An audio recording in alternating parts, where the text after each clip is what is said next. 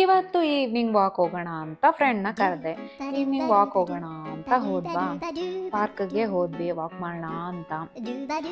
ಅದಕ್ಕಿಂತ ಮುಂಚೆ ನಾನು ಸ್ಟೋರಿ ಬ್ಲಾಗ್ ಟೈಟಲ್ ಹೇಳ್ಬಿಡ್ತೀನಿ, ಲೂಸಿ ಜೊತೆ ಲೂಸ್ ಅಂತ.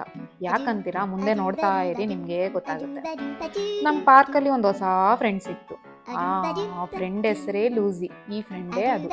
ಈ ಡಾಗ್ ಹೆಸರು ಲೂಸಿ ಅಂತ, ನನ್ನ ಫ್ರೆಂಡ್ ಹೆಸರು ಲೂಸ್ ಅಂತ.